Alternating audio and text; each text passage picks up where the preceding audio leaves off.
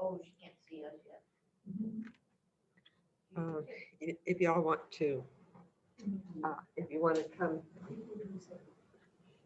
No, you have to get here, but There's a bunch of us here. Stay on mute, though. Stay on mute. okay, Oh, stay on mute. okay. Boy, it's loud. There's Anita. Okay. Yes, you're muted, or stay on mute, or mute yourself, or you're muted.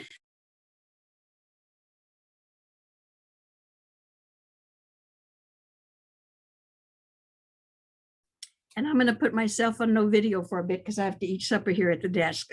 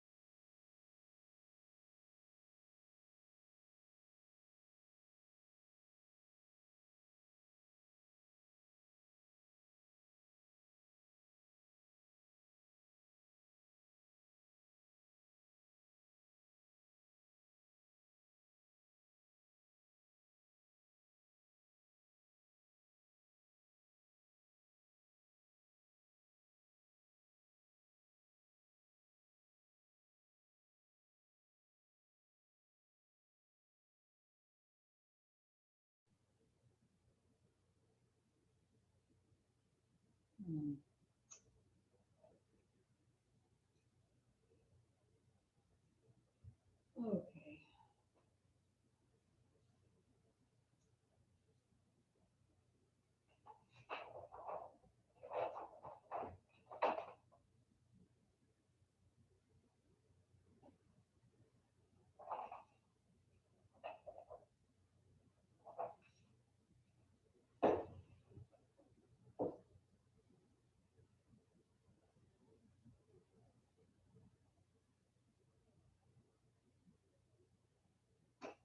Well,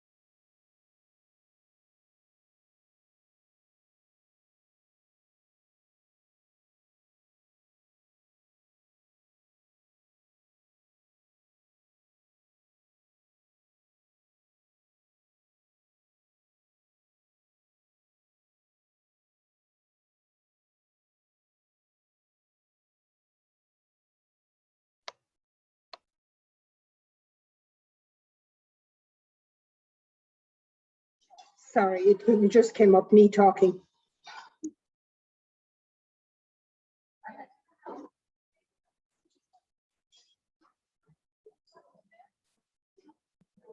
I don't know, it says up on the corner, it says talk.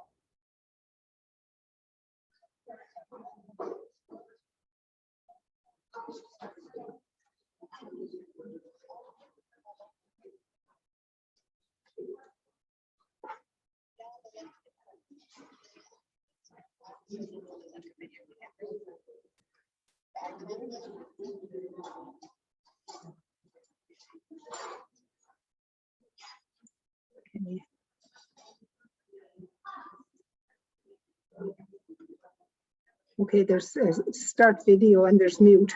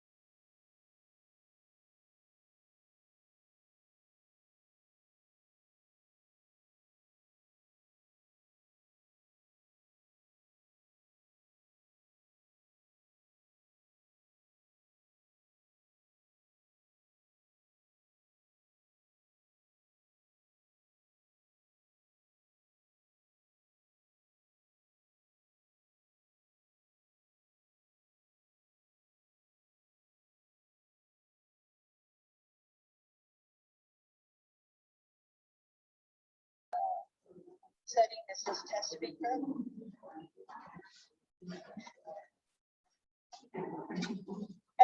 on your TV, is the volume up as well?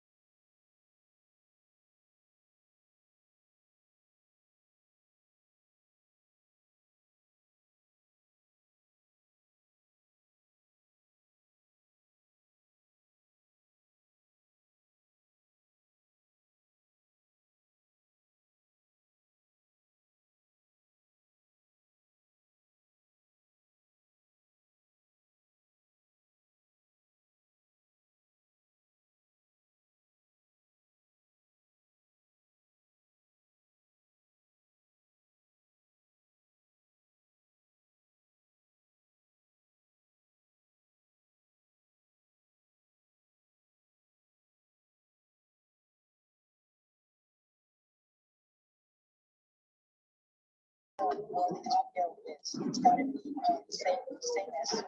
You gotta get that option on your computer, maybe that's what's stopping. So you need to go to your audio settings in your computer, In my computer or in Zoom. in your computer. Okay, I can't get out of the Zoom thing because it's taken the full screen, so I can't see anything else. Okay, you can't get out of it. Can you give escape? Huh? You can do it, there's a way. So on the right, up on the right hand corner, way on the top.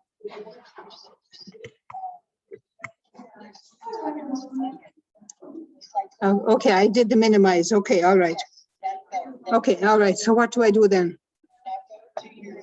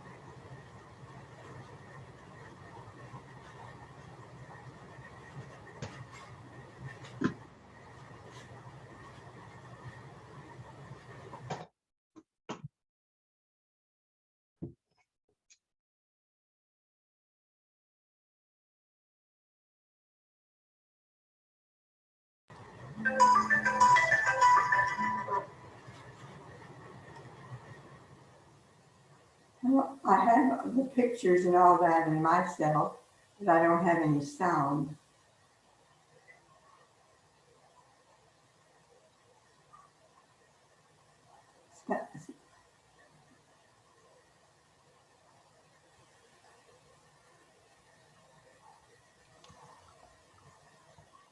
No, I don't have sound. That's right.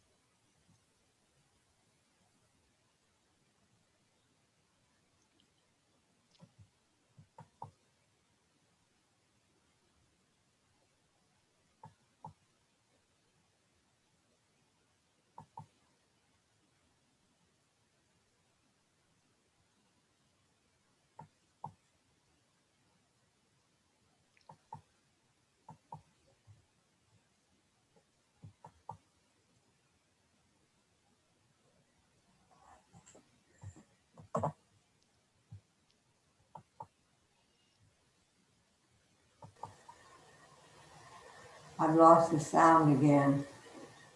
So anyway, I'll keep trying.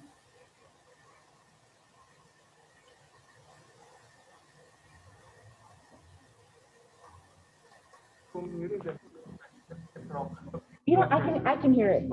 I can hear it, yes. What it is, I think,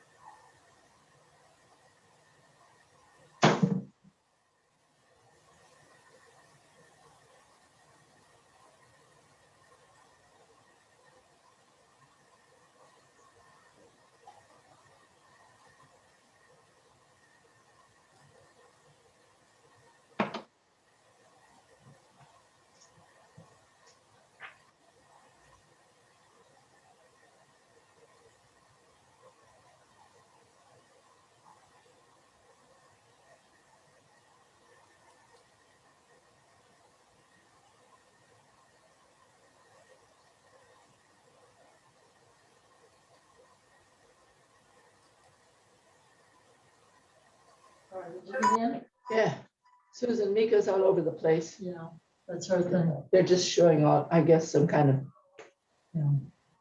I just have the, Well, see, I don't hear.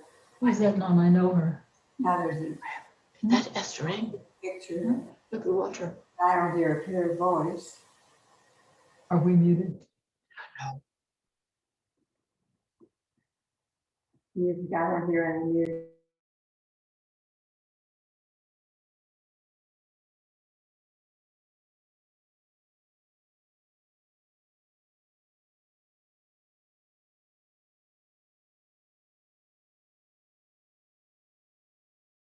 We just don't want them to hear us. Okay. Now we're unmuted.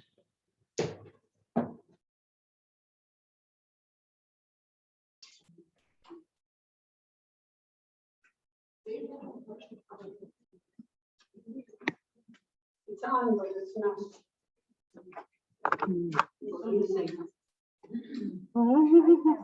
Laura's coming up. She'll be here in a few minutes. I'll sit down and wait till you come. Sorry about that.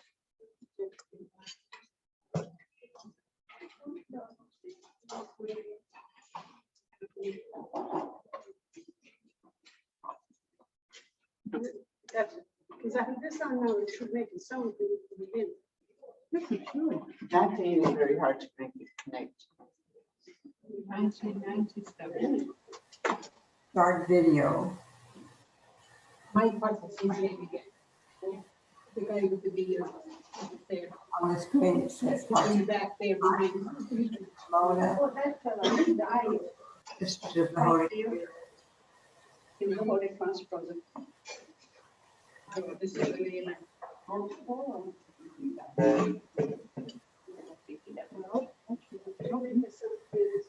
Is it staying in here?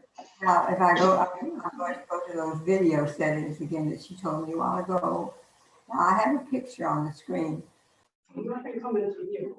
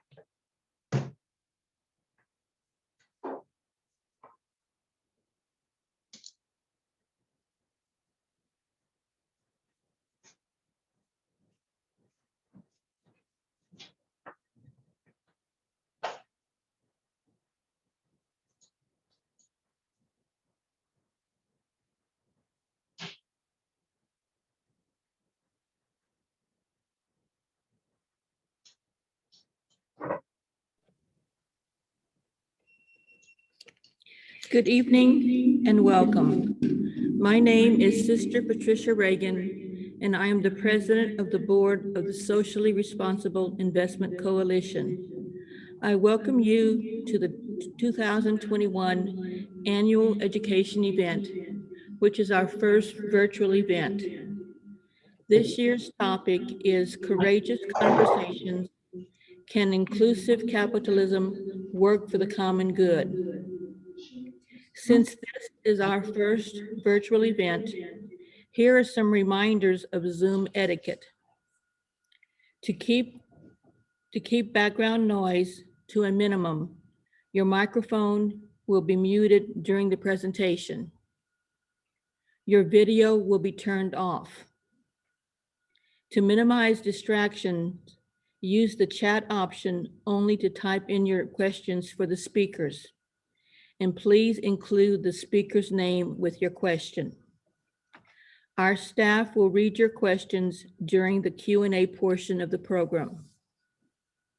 We wish to acknowledge our lead sponsors, the Sisters of Charity of the Incarnate Word, San Antonio, Sisters of the Holy Spirit and Mary Immaculate, Oblate International Pastoral Investment Trust, and the Sisters of Charity of the Incarnate Word, Houston. We also want to acknowledge our organizational and individual sponsors, the Benedictine Sisters, the Order of the Congregation of St. Bridgetine Sisters, Congregation of Divine Providence, Dominican Sisters of Houston, Dana Investment Advisors, Mercy Investment Services Incorporated, Paul Martin with Siempre Sustainable Network, Seventh Generation Interfaith, and Esther Ng. Now is the time for the opening prayer. Please feel free to join me in reciting this prayer.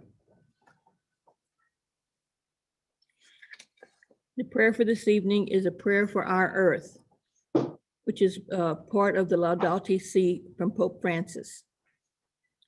All-powerful God, you are present in the whole universe and in the smallest of your creatures. You embrace us with your tenderness, all that exists. Pour out upon us the power of your love, that we may protect life and beauty. Fill us with peace, that we may live as brothers and sisters, harming no one. O God of the poor, help us to rescue the abandoned and forgotten on this earth, so precious in your eyes. Bring healing to our lives, that we may protect the world and not prey on it, that we may sow beauty, not pollution and destruction. Touch the hearts of those who look only for gain at the expense of the poor and the earth. Teach us to discover the worth of each thing, to be filled with awe and contemplation, to recognize that we are profoundly united with every creature as we journey toward your infinite light. We thank you for being with us each day. Encourage us, we pray, in our struggle for justice, love, and peace. Amen. And now I want to introduce Sister Susan Mika, the Secretary of the Board of the Socially Responsible Investment Coalition.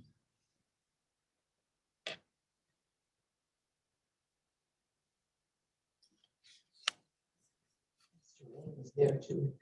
She's still involved, I guess. SOS Doreen, a picture there. Who? Esther Ng. Yeah.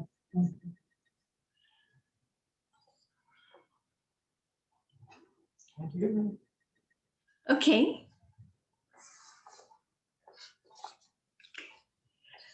Good evening to everyone that's attending across all these miles. Definitely, this is a first for SRIC and a new adventure. And of course, we expect a few things happening along the way. And my hope is that at some point we can get the audio with that video that we put together. Well, I didn't do it, but some people put it together for our 30th anniversary about 9 years ago. So We miss seeing everybody in person and having great food and fellowship together. So, but here we are across the mile. So, and I have the privilege tonight of giving a few words on our work. In the midst of this COVID pandemic, the work of corporate responsibility has multiplied, not diminished. 14 months ago, as we attended our March 2020 Interfaith Center on Corporate Responsibility, ICCR national meetings, who knew what was ahead? As we went into our work from home mode almost immediately upon leaving that meeting, we embraced so many changes, which included Zoom, GoToWebinars, Microsoft meetings, and everything in between. Our usual dialogues with companies morphed into all these modes. We have been on Zoom, it seems like continuously, with all of our colleagues, our dogs, our cats, people's children. I remember in the early days, we were having a meeting with one of the banks, and the woman from the bank that was running the meeting, her child was sitting in her lap and continually talking with us, saying hello during the whole meeting. So, and one of my colleagues recently told her husband she was going to dress up for the Zoom meeting. He said, "Oh, how?" And she said, "I'm putting on earrings." So I love these little things. They have meant so much to us during all these days. So we'll have our slide from ICCR, if you could put that up. This slide reflects the total 2021 shareholder resolutions which were filed. You can see the list of topics and the number of resolutions in each of those categories. And of course, our SRAC groups and many of the other CRI groups filed some of these resolutions. In this case, we used the assistance of our SRIC staff to help us do this work.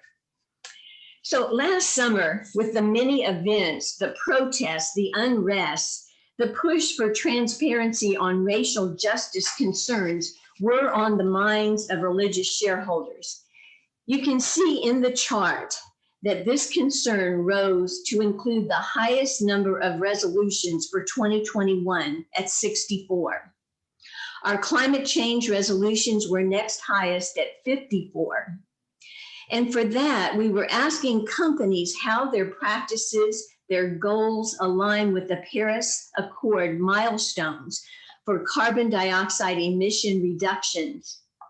Here locally in Texas, Valero Energy has said that they will produce the report that we were asking for in the resolution. When it's available, of course, we will critique it and give them feedback.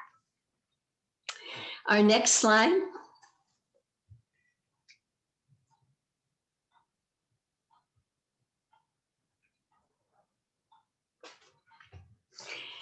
We wrote a long letter to the companies that we engage with, asking many questions about the impact of COVID on their employees and the policies which companies enacted. These dialogues ranged from companies like McDonald's and Tyson to the banks like JP Morgan Chase and Citigroup. One ask was about whether sick leave was being provided if the employee had COVID. This ask was deemed to be ordinary business by the Securities and Exchange Commission, the SEC that governs the rules on these resolutions. So those resolutions will not be on the ballot. Other questions centered on working conditions in the restaurants, banks, institutions, factories, and their supply chains. We saw the impact of supply chain component shortages at many of the companies. We experienced ourselves the shortage of critical items at the supermarket. Come to mind, toilet paper, hand sanitizer, paper towels, to only name a few. And right now, the automakers are experiencing a semiconductor chip shortage and have shut down some of their production. The ship stuck in the Suez Canal was easy to blame for some of the shortages. On the chart here, we also have the pharmaceutical companies. We spoke with the pharmaceutical companies asking, back to that one, please. We spoke with them asking the hard questions. Did your company take monies from the US government to facilitate your research on the vaccines? And what impact did this have? This past week, this resolution, it has a very long name, Report on Government Financial Support and Access to COVID-19 Vaccines and Therapeutics, went to a vote at Pfizer. It received 29.9%, and at Johnson & Johnson, it received 31.8%, which were very good votes for a new topic. Other questions, and we've got them sort of at the bottom of this slide, that we were asking, what is the pandemic price that the government paid for the vaccine? The companies have a post-pandemic price which they wish to charge. But our question to them is, who will say that the pandemic is over? Is it going to be the companies? Is it going to be our government? Is it going to be the World Health Organization, so that they can put that price into effect? And how will this affect distribution worldwide? And in all of this, what is the effect of the booster shot that will be needed, and who will pay for it? Will it be covered under these other plans that the current vaccines have been covered under? Pfizer announced at one point this year that they expect to make $18 billion in profit this year.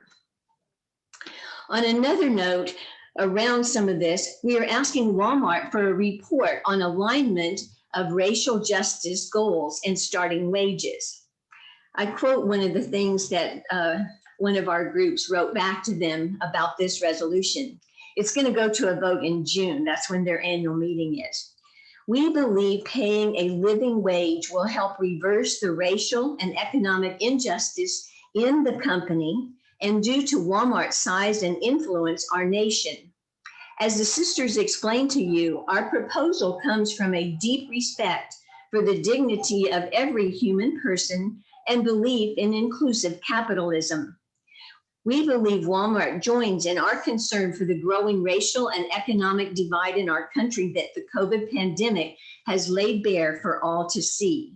We know that you value your associates, and based on Doug McMillan, he's the CEO, based on his statements, we believe that raising wages is both appreciated by your associates and good for Walmart's business, end quote. In another company, since 1998, we've been asking the Home Depot to release its EEO-1 data. Many, many groups from SRIC and the other CRIs have filed on that resolution.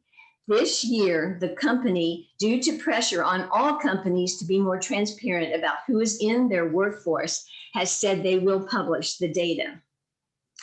The work continues, as you can plainly see. And of course, this is just a very small snippet of the total. When you saw all of the areas of the resolutions, you see that we can't address everything tonight. It doesn't address our work around immigration, gun safety, nutrition, and many other topics.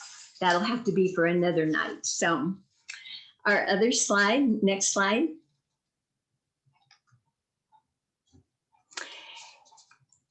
This is such an important issue here, our ability to file the resolutions.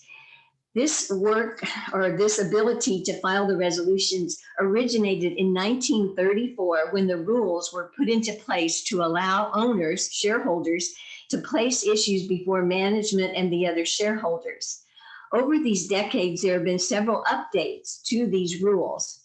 In 1985, I think that was on one of the slides in the slideshow, ICCR, our national group, sued the SEC, Securities and Exchange Commission, over the manner by which they did the rule changes. And ICCR won in court, and the changes were rolled back. Many of the companies have not embraced the shareholder process. They just don't like our questions. In 2019, those who engage in this work organized to fight back the proposed SEC rules around 14A8. We have that in there. That's the rule under which we file the resolutions. Right now, you can own $2,000 worth of the shares continuously for 1 year, and you're a filer. In the future, if you're raising a new issue, you would need to own $25,000 unless you have owned the stock for 3 years. Right now, we need 3% of support from the other shareholders in the first year, 6% the second year, and 10% the third year, and every year thereafter. In the new rules, we would need 5% in the first year, 15% in the second, and 25% in the third year. Hundreds of letters were submitted to the SEC opposing these rule changes, which would make it more difficult for small shareholders to file. Proposed changes to these percentages that we need each year also will make it very difficult. The rules were enacted late in 2020 to go into effect in January 2022. We're still opposing the changes. Last week, a group of nearly 200 organizations made up of pension funds, asset managers, foundations, labor unions, religious organizations, and consumer groups sent a letter to all the members of Congress urging support for invoking the Congressional Review Act, it's called CRA, as a means to overturn the SEC rule amendments set in motion during the previous administration. If this strategy fails, a legal strategy may be needed. So we're fighting hard to preserve our access to the proxy and to be heard by other shareholders. Our next slide.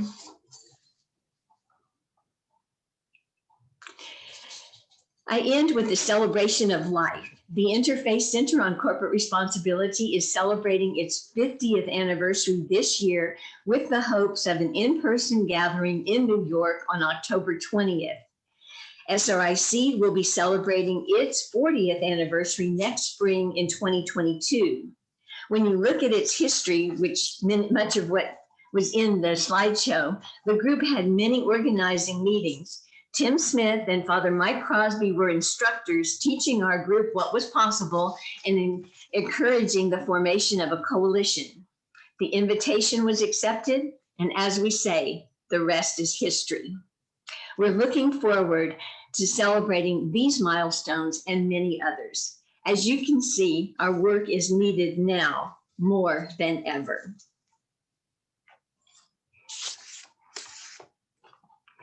And it's my privilege to introduce Father Seamus Finn. So maybe we can put up his slide.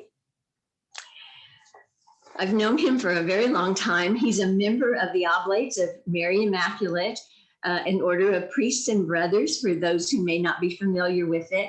And Father Seamus is very integral to the justice and peace and integrity of creation work and to the OIP Trust. He's worked on advocacy at all levels, local, national, international. He just finished chairing the board of the Interfaith Center on Corporate Responsibility. That was for a number of years. And before COVID, we always had to ask what country he was in when he was on our calls. And a personal note, he likes to have tea in the afternoon, and he always adds his Irish wit and sarcasm to everything he does. So welcome, Father Seamus. So thank you for that, Susan. I think there's also a bit of humor that goes along with that sarcasm, but a blend of the two would be about right, I'd say.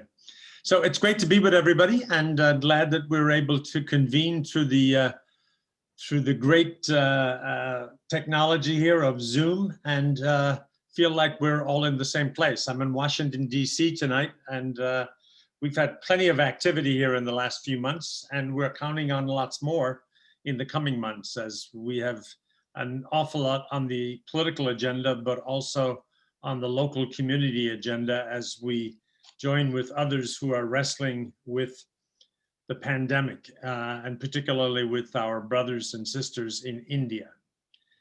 In many ways, the intro slides speak to a great history and a great level of detail and work that SRIC has done over the years, that included not only the activity of share owners and investors, but also connecting with local communities. I was noting as the slides were going through the number of different groups that you all have reached out to over the years and brought them in so they could speak in their own voice, which is obviously an important part of any of the efforts that we do, is to empower folks, give them the space and give them a seat at the table as they discuss and they try to open up some topics and some issues that are concerned to them.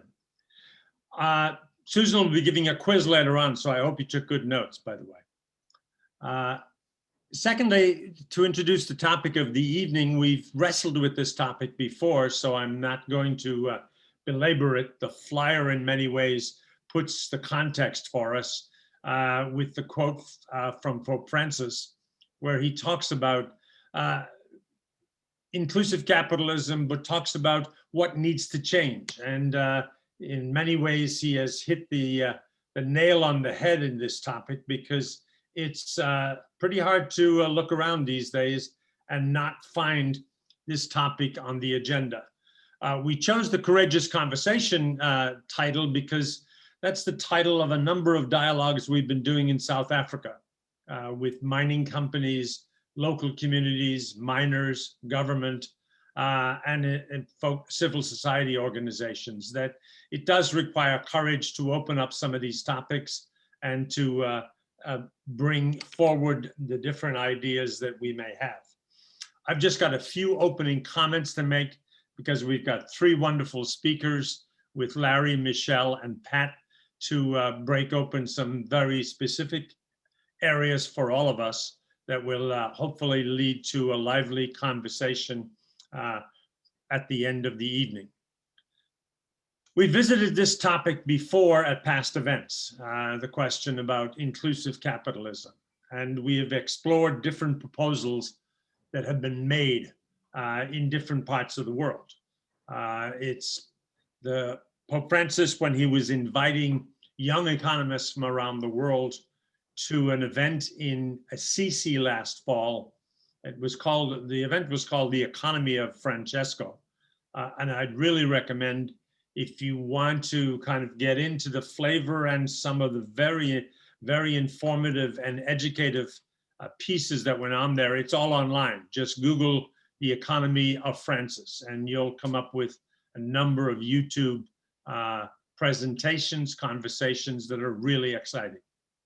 But the phrase that Pope Francis used was, we need to rewire capitalism, and a kind of very basic, tactile, textured way of saying the system, the economic system that we have, it's created great inequality. It's discriminated against many, and as we know from Laudato Si, it's done great damage to the planet. And so how does it need to be rewired is his question. He brought together over 1,000 young economists, most of them virtually, to talk about this, and they're continuing to work on it. So definitely worth tuning into some of their work that you can do on YouTube. The other phrases that are out there that we talk a little bit about and have heard about are natural capitalism, regenerative capitalism, that then breaks out into things like regenerative forestry. So it's not that there is an attempt to try and say everything is gloomy and we have no opportunities to find our way out of this. There are lots of people out there working on nature-based solutions, investors and corporations stepping up to the plate to challenge and to talk about, gratefully now with a new administration, climate, biodiversity, and as Susan just commented on, racial equity and the issue of democracy, which is, we know, a very important topic here in the United States. So you bring this subject up with some of our European colleagues and they kind of end up scratching their heads. But it's interesting to see that how much these last two issues have put investors and corporate leaders on the spot to be much more responsive, much more transparent, and much more specific. about what they are doing in terms of diversity, in terms of wages, in terms of contributions to political candidates, in terms of lobbying for different legislations, that we hope and we are pushing them to clearly say that they're being constructive and it's not just out of their own self-interest that they're looking at this. Let me move on to been reading of late a new book that's kind of come across my desk. It's called The Enchantments of Mammon. And I took a quote from there to try and maybe tease out a little bit what I've been wrestling with, and I think many of us have been wrestling with over the years, and certainly as it's put by the author of this book, over the centuries.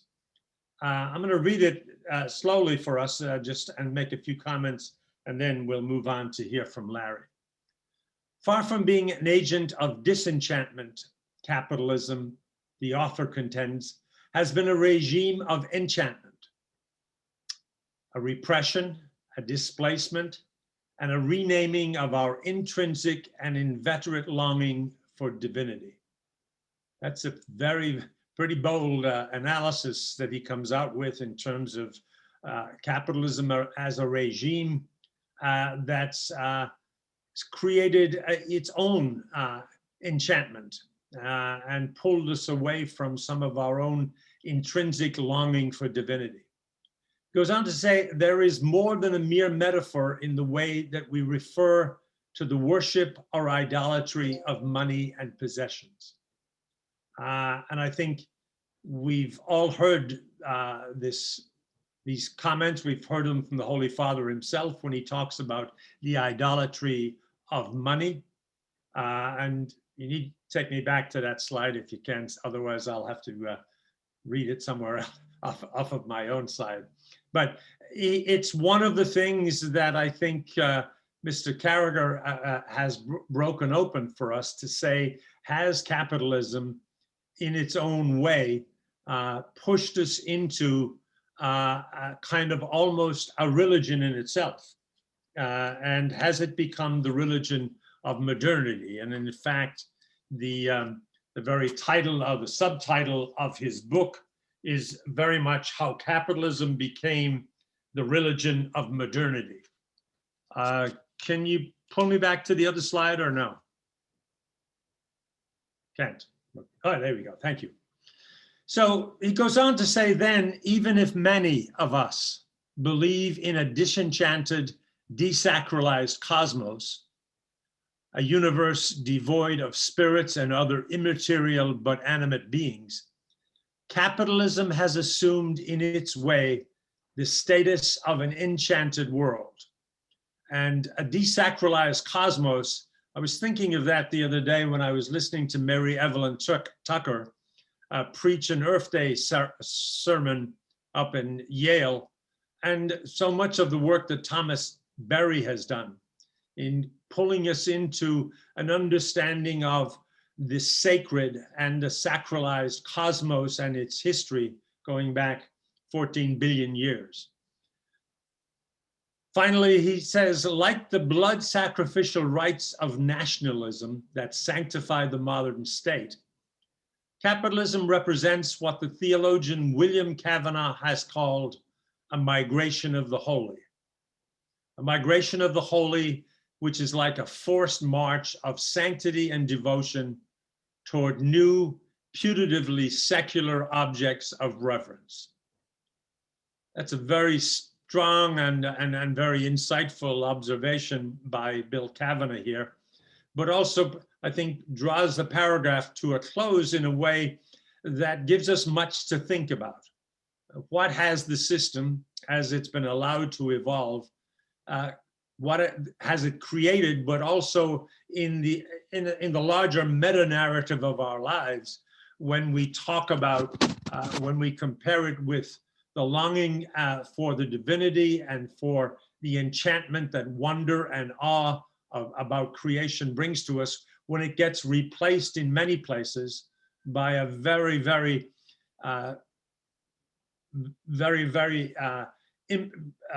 strategy of a capitalist system that draws us away from that into putatively secular objects of reverence. Let me move on and close simply by suggesting there are some good things happening out there, and the next slide gives you an idea of that. It's about conscious capitalism. This is the Council for Inclusive Capitalism. Their mission is to harness the private sector to create a more inclusive, sustainable, and trusted economic system. I pulled this one out only because of the names of the players who are down below. These are obviously foundations and initiatives and institutions that are very much operating within the current system as we have it, and whose wealth and whose whose foundations were built on much of the work that their founders pursued in the last century. But even there, it's interesting to see that you've got a council of folks that are looking for ways to indeed reform, rehabilitate, rewire, whatever word we want to use, to say that the system does need seriously for all of us to pitch in, to take a second look.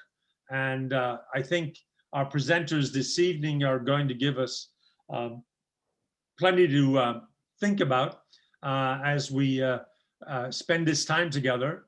As recommended earlier, you'll have an opportunity to present some questions, and then we'll hopefully have a conversation that will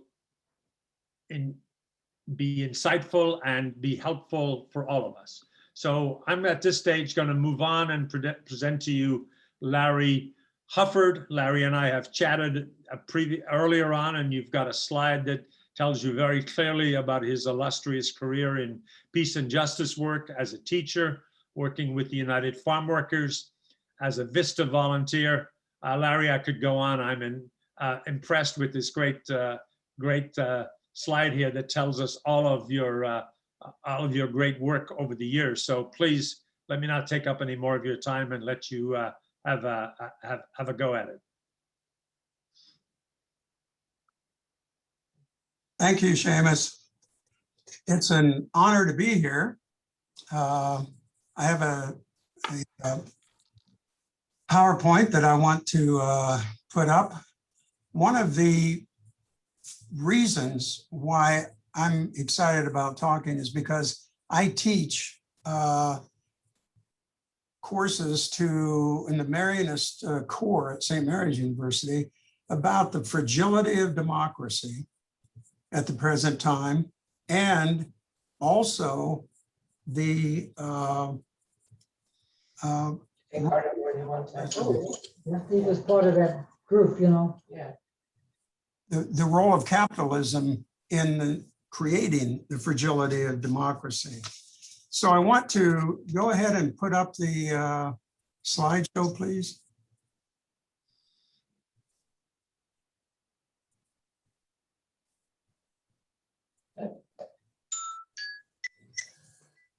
Okay.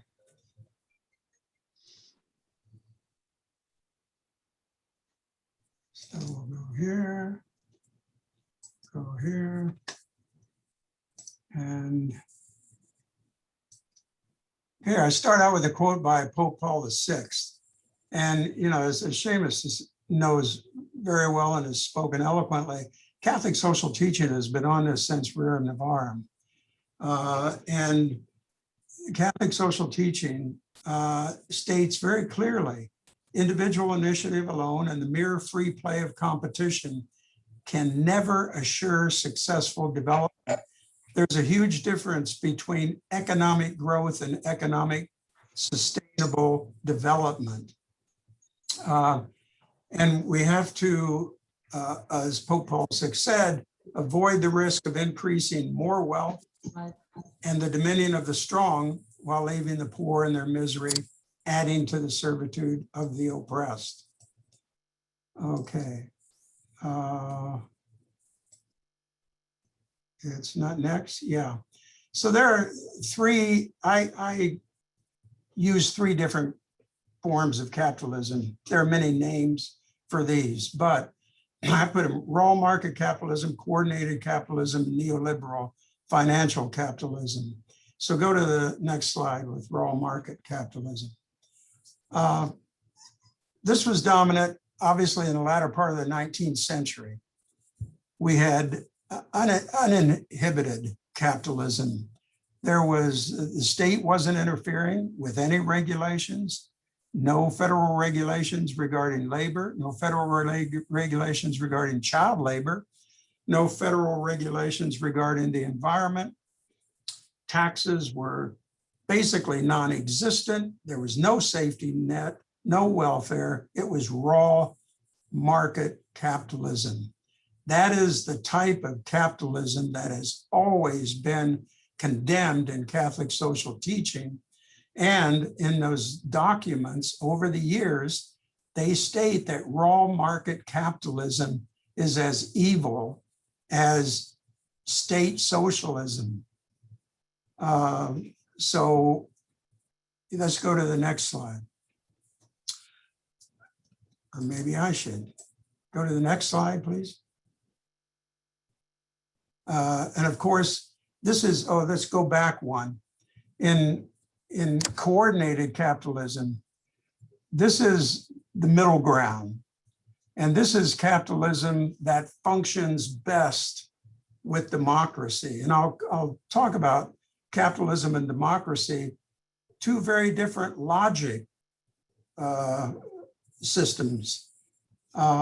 Capitalism in coordinated capitalism understands the need to be well regulated. And I think that's what the inclusive capitalist movement understands, that, and Catholic social teaching always mentions well-regulated market. And when you know and read that right-wing talk radio, Fox News, news shows quote the Pope Francis on capitalism, he said some tough things on capitalism. What Pope Francis is talking about, I'll get to in a minute, and that is neoliberal financialization of capital on the global scale. And that's the type of capitalism he's condemning. He is very much in favor of coordinated capitalism, or this inclusive capitalism for the common good movement.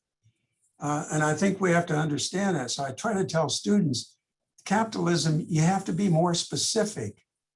You can't just use the term and assume that people are understanding what you're saying. So raw capitalism, evil. Coordinated capitalism, I think, is what we're seeking, where businesses find a way to cooperate with government in a search for the common good. And we've seen this in the US, Progressive Era, New Deal, World War II. But those movements, the legislation that was passed, the regulations that were passed came as a result of grassroots movements across the country, came as a result of the failure of raw capitalism. So I think it's important to know that grassroots movements are awfully important. Next slide.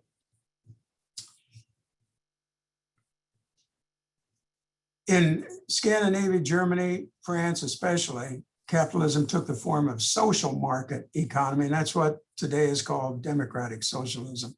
But under democratic socialism, you have a market system.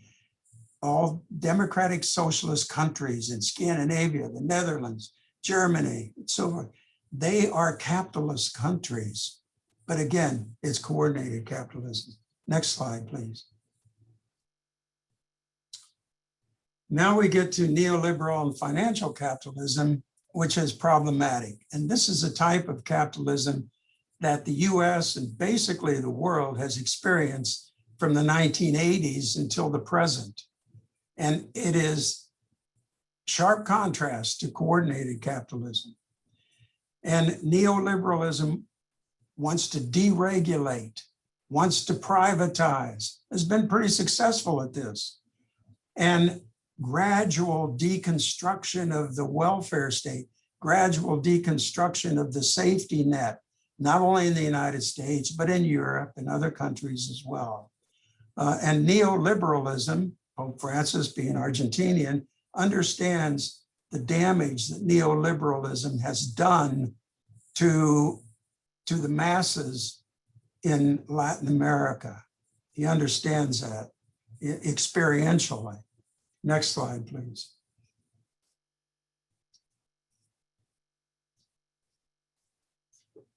And globalization happened very quickly from the 80s on to the present.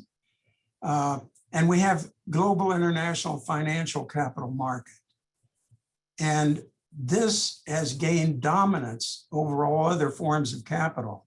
The problem is that whether it's the IMF, whether it's the World Bank, whether it's NAFTA, whether it's all the trade agreements that are made, whether it's the European Union, there is a democratic deficit. There is a lack of transparency and a lack of assessment and accountability. Where are decisions being made? Who's making them? And so forth. Is labor represented? Are environmental groups represented? Are women represented? And so forth. So this massive accumulation of wealth that has occurred between 1980 and today hinders democratic politics because the dominance of money. Next slide, please. And what you have is business that is not done through production and exchange of goods, but rather money conducted by brokers, banks, stock markets, investors, capital market.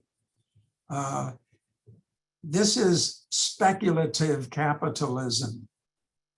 Large profits are created through speculation. Large profits are made through the stock market.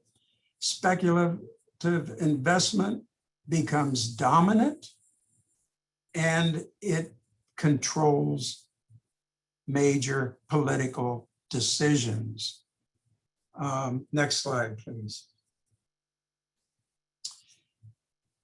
And it increases the inequality of wealth and income.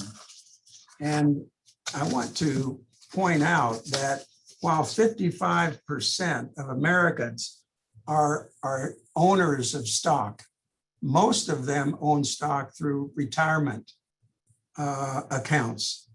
Only 15% of American adults have directly owned stock, and they have made out very well. And we keep hearing, how's the economy going? Stock market's great. The stock market does not reflect wealth income gap, does not affect, for example, let me give you an example. Income inequality in the United States is higher than in any other advanced economy today. The wealth gap among upper income families and middle and lower income families is sharper than the income gap and is growing more rapidly. The share of American adults who live in middle income households in 1971 was 61%. In 2019, 51%. The share of American adults living in middle income households is decreasing and is due to neoliberal financial capitalism. And the inequality has a negative impact on the political influence of the disadvantaged, on geographic segregation by income, on economic growth. Most Americans say that economic inequality is a problem, but only half consider it to be a top priority. Okay, next slide, please. Next slide. So let's go to to capitalism and democracy following different logics. Capitalism's not democratic, democracy is not capitalist. The financialization of capitalism broke that 1950 to 1980 kind of capitalist democratic compromise that was made, that was benefiting the middle class, was helping the poor. It's always an uneasy coalition because the logic's different. But it's an uneasy coalition that both understand is in the best interest of the common good, and thus is in their best interest. Go ahead, next slide, please. And this is an important point I want to make. And I think this follows what Pope Francis is saying, that when he criticizes capitalism, it's the neoliberal financial type. But today, it's not the crisis of capitalism that challenges democracy. It is the neoliberal triumph. What the movement of inclusive capitalism is doing, you have the CEOs, you have these major organizations, including labor, including foundations, including universities, as Seamus pointed out. These organizations understand that they have to change. And if they change and they work with government, together with government, and create this well-regulated market, then we are going to see a economy and a political system that is inclusive, participatory, that benefits the middle class, that benefits the poor, and I think is the core of what Pope Francis is saying. The Council for Inclusive Capitalism represents $2.1 trillion in market capital and over 200 million employees. This is a massive movement. And the group has announced pledges toward environmental and sustainable business goals. And here's the catch. Each organization has committed to changing aspects of its business model, which will be audited annually via a scorecard system. They have identified 230 action items denoting the ways capitalism is going astray and the way they think it can be fixed. But they are going to issue, each corporation, each member will be audited annually on a scorecard system. That is where SHRIC comes in. That's where ICCR comes in. That's where corporate responsible investment comes in. SHRIC, next slide, please. The role of SHRIC to hold corporations accountable is fundamental to the success of the inclusive capitalist movement. SHRIC's work strengthens efforts. It forces corporations to be accountable.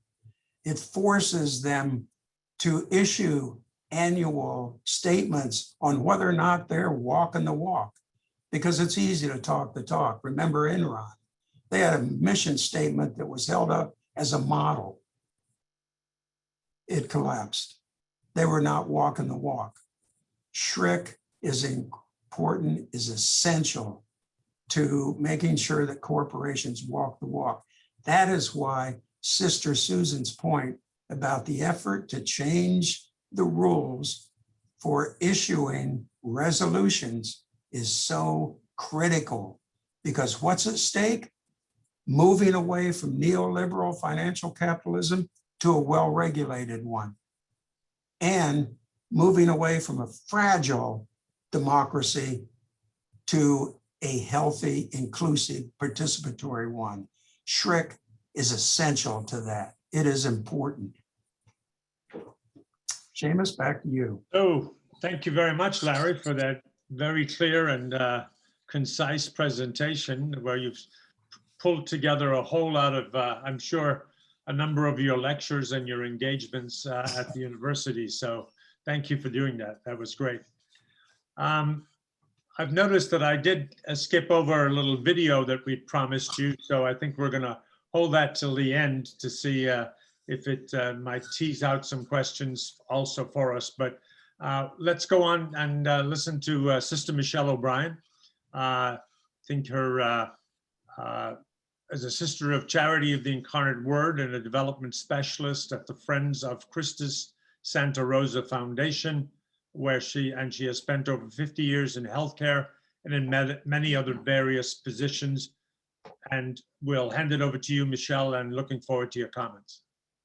Thank you. It's a pleasure to be here this evening and join in this conversation.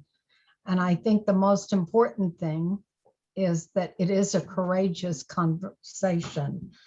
Can you hear me? Yes. Can you see me? Not yet?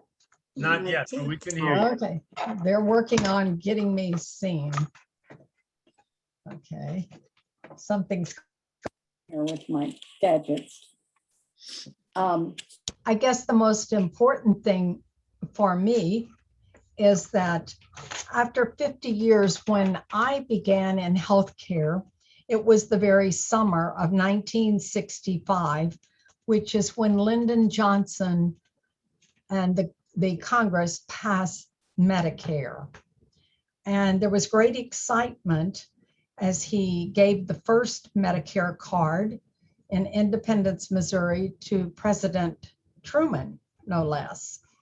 And so a few years later, Medicaid was enacted. And both of these initiatives were to protect the health and well-being of millions of Americans and their families, especially the middle class. We got you on video now, Michelle, so you're looking good. Oh, thank you. Okay.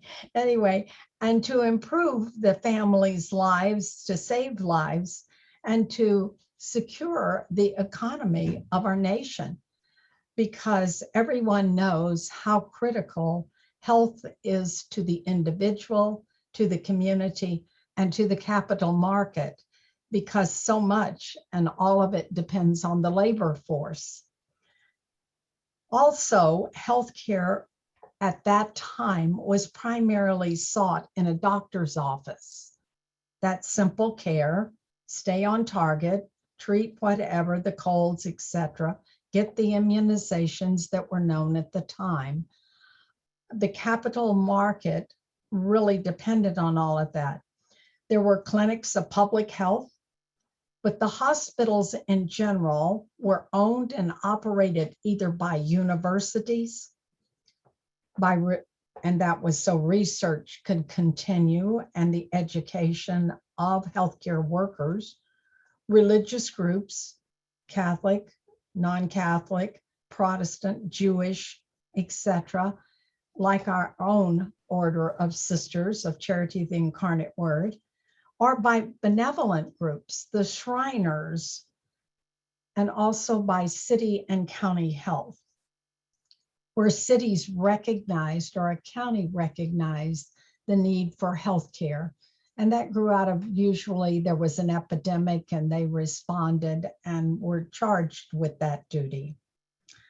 Most were nonprofit though, either by government infused funds, philanthropic funds, but very few were investor owned at the time. And as Larry alluded to, that 1950 to 1980, because it took a while for Medicare and the doctors being paid and the hospitals being paid by the government, and the beginning of how people applied for those reimbursements created in the government a need for regulation. And so we've seen that growth in the healthcare model. And on your screen, you've seen where it was thought if you give everybody the same thing, in other words, equality, you would get the wonderful results. These three individuals want to see the ball game. One is tall, one is a medium height, and I think you've seen this before, and the other one is in a wheelchair or a short person. So no matter if you give them a box, maybe you've helped that shorter or middle person to see, but you certainly haven't gotten that shorter person. Then there was such things as Medicaid that helped bring more equality or to the equation. But the real next slide, what you see is what probably exists today, the reality.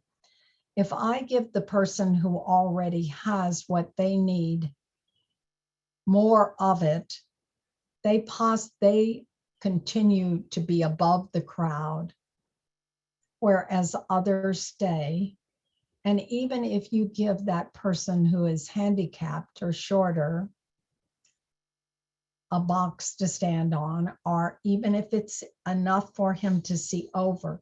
But the reality, and I think it's what Larry's talking about, is that liberation, that remove the obstacles.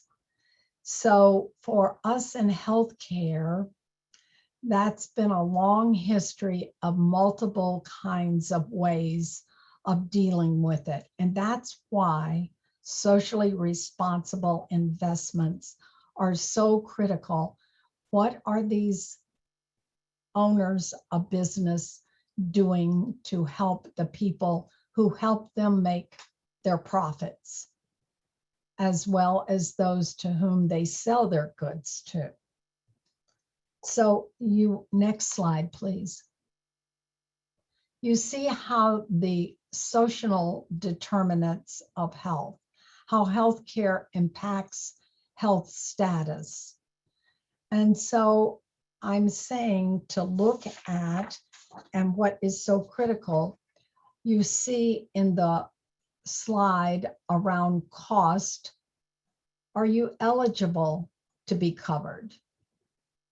Cost sharing, how much do you pay for that coverage? And even when you get the coverage, how much do you pay? And we see in today's business world, and that includes healthcare, that more and more of the cost shifting to the individual. They ought to be able to do this themselves, and therefore the profits continue to grow for the owner or the group of owners, because they cut in that area of benefits, healthcare. What is the cost of the insurance? What is the copay of the insurance? What is the deductible that has to be met? And in order to afford the insurance, many people today have to pay, they just use a higher deductible thinking, well, it won't happen to me. And they may choose a plan that has $5,000 deductible, which they don't have $5,000 in the bank or anywhere, or maybe even a $10,000, and they're in that car accident or some health, cancer, whatever comes up. So again, we put the access question there, and that first largest one today, access is paid for by the employer with that combination of the employee. The next one is there's a boost from Medicaid if you qualify and, let's say, are not employed or only minimally employed. The next one is Medicare. When Medicare was enacted, the poverty and the lack of health care for a person over 65 was double digits within a few years. And today, that's a single digit number. So it's been successful, but more and more it's being torn apart. So you have not only Medicare Part A, you have Medicare Part B that pays your physician, you have Medicare Part C, you have Medicare Part D that does your drugs, et cetera, et cetera. And then you move to the other group, the uninsured, and that's where nonprofit and other people come in. And then you have individual pay. So you see the percentage of what people in each group. But I want you to look at the whole thing of that whole circle, the social determinants of health. How likely are you to need that health care? So today we're looking at those things. Does your education secure a job that pays better so that you have money for health care? Does it, your food, what you eat, does that ensure your health? And the environment in which you live. And it goes on to the community and social context that you live in. It's everything that we've said about the Catholic social teaching and what we see the Pope speaking of. And I think more and more this pandemic proved all of this. And I think when Susan said about what the questions are, who got the vaccine? Who could have it accessible to them?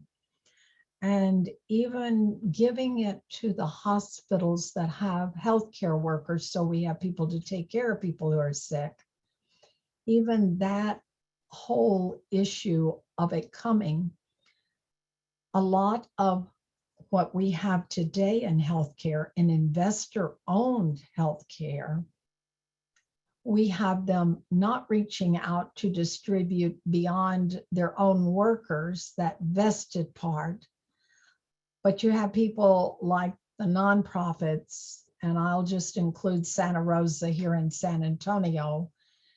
When we received the vaccine for our healthcare workers, we found that we had vaccine left over, and we paid for and had people, we asked for, wrote the grants to get vaccine, and we distributed it way beyond the healthcare worker, but their families, so they could be safe.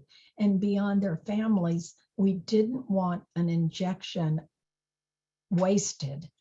And so within this short period of time, we've distributed 57,000 injections, only receiving what would come to a healthcare organization for its own. But public health has finally stepped in, because the thing is, you have to furnish the personnel to give those vaccines. You have to manage the process. You have to be accountable. And that's rightly so. We take on that. That is what we say is inclusive. But all of this is how the healthcare world and how our questions to have inclusive capitalism, this dimension of health, which is so critical in the workforce. And so now we no longer focus on disease. In healthcare, we're talking about social determinants, we're talking about population health, we're talking about community health. How do you really involve the people who this is about in what you're doing and being accountable to them? So, and to our donors who help us do this ministry, this mission today. I'll be glad to take any questions for what I know. And you can tell I've definitely been a nurse and not a nurse educator. And I'm excited about what's happening, because advocacy has to be a critical part of this conversation. That was great. Thank you much, Michelle, for opening up the healthcare question in such a comprehensive way, because it's so important that whether it's the food dimension, the public health dimension, or the environment in which we're living, there are so many other factors that have to be very much a part of our lives that we give attention to, and that each of us can do in our own neighborhoods and in our own communities. So thank you much. And that's a great word of encouragement from you also, folks, to, if you have some questions, please put them in the chat so we can gather them together after our next speaker. They don't have to be terribly profound. They can be pretty basic and pretty ordinary in terms of issues that you see in the neighborhood, things that are on your mind, people that are left out and still need attention, whatever you think is at the moment a priority. Please put some questions in there and we'll get to them. So our last speaker is Pat Zarega. We've worked with Pat for a number of years at ICCR. Most of the corporations that we work with affectionately call her Sister Pat. So she feels right at home with this very Catholic audience. And you can see her experience here as was with the Evangelical Lutheran Church and with a number of other local community service efforts in Detroit and in that general area. And Pat, who's now with Mercy Investment Services. Pat, I'm going to hand it over to you. Thanks, Samuel. You've heard lots of pieces of this pie, and it's already dark here. I live in Pittsburgh, so I thought I'd tell some bedtime stories instead of going through a PowerPoint. I'd like to start with the premise that our current world isn't working for all. There's a TV ad going on here in Pittsburgh. We have a mayor's race going on, and the current mayor begins with saying, people say we're one of the most livable cities, but the question is, for who? For too long, we've had a white Pittsburgh and a black Pittsburgh, and I've worked hard to change that, but we're not there yet. Every time I hear that, I think of our economic structure and the concept of inclusive capitalism. Our world isn't working for everyone.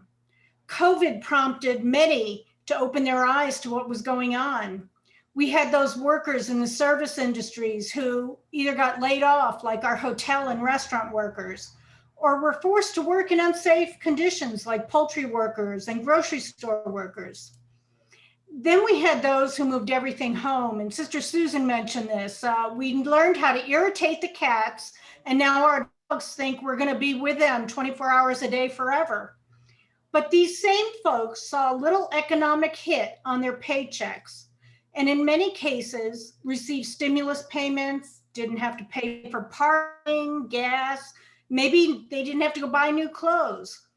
There were stressors for these people, like kids being home from school and Zoom and the fear of going out.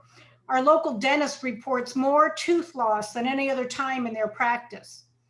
But in general, these folks economically did okay. During this whole time, we saw the stock market for 2020 was amazing. The S&P was up 16%, the Dow Jones 7%. But now we as a country also know we face new questions of inclusiveness, vaccines, civil unrest, the climate crisis, and globally there's a question going on if the 2030 SDGs are attainable any longer. There's an epidemic of misinformation and mistrust. We're divided as a country, and in many cases, even in our own families. So how do we look at this moment in time for change? We need to think of ways not to go back to normal. That normal had us develop things and then think about things like inclusivity. Rather, we need to build based on inclusivity, based on owners, employees, community, and our planet in the beginning. We need to start with what we're trying to grow or build. We need to start with not only tracking our dollars, but also to track equity and quality of life. So what does this mean for shareholders? As socially responsible investors trying to make this happen, one way I think we as faith-based shareholders can do it is that we're called to bring the voice of the voiceless to the table. Once I was challenged when I said that, and said, you can't bring the voice of the voiceless unless you bring the actual people. How can you have an authentic voice? That, of course, might be the ideal way to bring those people to the table, but that's not always possible. And it reminds me of a story that Sister Pat Daly, who many of you know, tells about being in a dialogue with Ford. She was inside their world headquarters with C-suite folks, and it happened to be on the same day as the activist community was outside with signs saying, "What would Jesus drive?" They were chanting. The situation gave Sister Pat the opportunity to say to the folks at Ford, "You must listen to both of us. They may not be in this room, but their message is in this room." So how do we get those authentic voices to the table? And what does it mean to be an authentic voice? How do we move communities to have very clear asks and at the same time understand where companies are coming from? How do we do our homework so we are seen by corporations that we understand what and how they are doing things, not just trying to put them out of business? I'd like to suggest there might be 5 things we could do. In one of my early trips to the border with Sister Susan, and I saw the picture earlier in the slideshow, we went to a plant that was making car parts. As we toured the plant, I realized they were assembling carburetor parts. I'm not a car junkie, but as my bio says, in my earlier life, I ran a workshop for adults with developmental disabilities in Detroit. And now here I am in Mexico, watching them assemble the same thing we used to do in that workshop. Now that says a lot about the wages they were paying since it was cheaper than ours, but that's a different part of the story. The workers that we met with in some of those pictures had listed among their problems that they didn't get enough bathroom breaks, that it was especially hard for women who were pregnant. Then when they did get the breaks, the lines were long and they couldn't get everything done they had to. They had to take their snack, have a bathroom break, a cigarette break, all in 10 minutes. The company, on the other hand, must have all the workers present to do that assembly line or it won't work. We could understand this issue because back in the workshop that I ran, we had a similar problem. If the lunch truck was late or the bathroom stall was broken or it was bad weather that people had to put their coats on before catching the cigarette break, the break went too long and we couldn't start that lineup again until everyone was in. That kind of understanding helps to formulate a real ask of the company. It wasn't necessarily, can we have more breaks, but rather, could the company put in more toilets? Can they have more lines in the lunchroom? Is it possible to extend the break?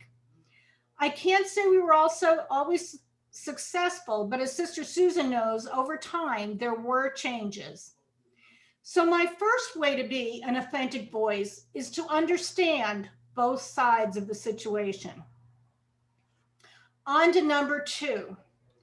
We were recently approached by a group in Europe to sign on to their letter to the UN asking them to intervene with crew changes at sea. As COVID hit, many on board freight ships had been at sea for 6 months or more. They were looking forward to getting home to their families and having a break. Life at sea is a 7-day-a-week job, and most are handling dangerous cargo. COVID, however, was closing ports all over the world. Hundreds of thousands of seafarers were stranded at sea beyond their contract date with increasing physical and mental fatigue. They were worried about their families. How do we get an authentic voice in this situation? Well, many of our denominations have ministries to this group. For Catholics, it's the Apostleship to the Sea. Episcopalians have the Seamen's Church Institute. Lutherans have Seafarers House, to name a few. By reaching out to these groups, we were able to work in parallel and have a legitimate and consistent ask, which resulted in the Neptune Declaration, where hundreds of shipping companies agreed and signed on to this. And it states, number 1, seafarers are key workers. Give them priority to the vaccine. None of the countries had prioritized them in the beginning. All ships should have a gold standard health protocol on board. There's a need for collaboration between ship owners and those who charter to facilitate crew changes. And all must ensure air connectivity between maritime hubs and homes. We found that in the beginning, a ship would be able to get into a port and there was no transportation and folks were stranded there. So in this case, authentic voices seek out credible partners to develop clear, doable, fair asks. The mining industry is a particularly complex situation where you have activity going on in remote places. Mining itself is destructive to the natural earth, whether it's open pit mining where the earth is basically removed, or underground mining, which is fraught with danger for miners and leaves underground holes, which may show up as problems years later. I had said I live in Pittsburgh, and every year we have some new sinkhole and car going into the hole where it's an underground, unmapped coal mine that sinks and collapses. Additional problems like water contaminations or tailing ponds that can break can impact communities. So what does a shareholder do when they want to address mining companies? In general, the companies already had buy-in from the government, but often those governments are far away from the rural, isolated places these mines are. An example is a Barrick mine in the Dominican Republic, located at the headwaters of 3 rivers which flow through Haiti and the Dominican Republic. This gold mine goes back to the second voyage of Christopher Columbus and has had production in some form there ever since. In 2009, Barrick bought 60% and Newmont 40% of a new project to start up this mine again. The area around the mine had been growing organic cacao, and the product was touted by Equal Exchange as life-changing for these growers. But in recent years, we've found lower coffee prices, blight, climate change, and recently canceled orders due to the pandemic impacting all these growers. At the same time, the mine wants to expand. In 2020, Barrick paid $385 million in royalty payments to the Dominican Republic government.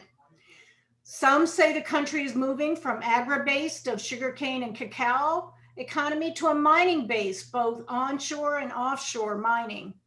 At least mining is seen as a path to increased GDP. Again, we have a rural region, some saying it's African ancestral land with some people who continue to want to farm. How do we hear and be an authentic voice? Well, what we did is work with Centro Montalvo, a Jesuit program on the ground that works on public policy issues. We've been able to connect, and now we realize there are 2 different community groups with 2 different asks. One group wants to deal with the legacy mining issues and the impact on land and water. This group actually needs to work with the government as they handle legacy issues. The second group is concerned about mine expansion and a potential impact on water and land because they saw what happened in the legacy mines. Sorting all this out and getting to a clear ask is time consuming, especially across languages, using Zoom, not being able to visit in person. It's peeling away the layers of the artichoke to get to the core need. So the unique part of this authentic voice is to be patient. At the same time, shareholders have the ability to influence global policies for mining companies. Participation in efforts such as the Investor Mining and Tailings Initiative brought together faith groups as well as European investors after the Vale tailings mine breach some 2 years ago, which killed over 300 people. That effort always included voices from the community. Some were survivors, some were family members. It included the educational systems, government, companies, and faith communities. And they all came together to say, what can be done to avoid another disaster like this? Quickly, the group realized there was no mapping of tailing facilities, especially legacy facilities. Companies really didn't know what they had bought. There was no common standard on how these should be shored up, and there was little education around what to do in emergencies. Since the dam breach, a portal has been developed for mining companies to publicly map their tailing facilities. At this point, over 100 companies and 1,800 storage ponds are mapped. A tailings facility is the gunk that comes out of mining, and it's mixed with water and it's put into a sludge pond, basically. A new tailings management standard has been developed with the assistance of universities around the globe. Individual companies are now are regularly covering the issue of tailings in CSR reports. And in this particular case, it's being led by, I always love this guy's name, the Right Reverend David Urquhart, convener of the Lords Spiritual in the UK House of Lords and Bishop of Birmingham, which is another way of saying he's a bishop in the Anglican Church. The meetings have been faith-based, and there's always been a service attached and a time of reflection and mourning. There are no perfect answers here. Many on the ground still don't want valet mining in this region. Some investors have divested of the company. But what I would say, the learning to be an authentic voice here is to take the time to be vulnerable and to care for those impacted. I'll end today with going back to your title, the concept of courageous conversations. And although Father Seamus can speak in more depth on this issue, I'll note my impressions of one of the conversations in Peru. The mining industry has been in Peru and has been historically important to this country for over 500 years. It's been the home of a large number of high-grade gold and copper projects, all needed for a renewable economy. It accounts for over 50% of the exports of the country and 10% of the GDP of the country. Now, about 40% of the people in the country live in the coastal regions, but all the mines are up in the mountains. The population here is mixed, some coming from the Spanish conquistadors, some from Africa, some from indigenous peoples of the Americas, and modern day immigrants, including a significant number from China and Japan. Historically, mining has done much damage to this country. It's both on land, communities, and water. Following the path of what Father Seamus mentioned, the Vatican's courageous conversations that's been out there on mining for the common good, where Pope Francis met with mining companies and called them to act together to heal and rebuild our common home, saying all of us are called to cooperate as instruments of God for the care of creation, each according to his or her own culture, experience, involvements, and talents. A meeting was called in Lima for the Mining and Faith Reflection Initiative to work on this issue regionally and to model the same thing that happened at the Vatican. This was a time to create a safe space where faith groups and mining representatives could come together, enter courageous dialogue, and generate a collective understanding of the role of the church and the mining industry in serving the common good. The most exciting thing for me for that meeting was that people who do not normally speak with each other were in the room together. They engaged in honest and open conversation. They shared their perspective of the future of mining for the country. They called out what voices were missing in the room and agreed to talk again. Unfortunately, this was a week before the COVID shutdowns, but again, we'll learn to be patient. But the learning here is to be an authentic voice, is to be willing to share your perspective and engage in courageous conversations. So what I'd like to add to this conversation on inclusive capitalism, working for the common good, is that you need to have an authentic voice, one that understands both sides of the situation, seeks out credible partners to develop clear, doable, fair asks, is patient, takes the time to be vulnerable themselves and care for those impacted, and willing to engage in courageous conversations.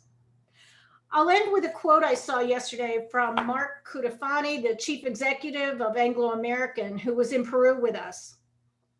He started a press release saying, "A sustainable business is one that has an enduring purpose in society.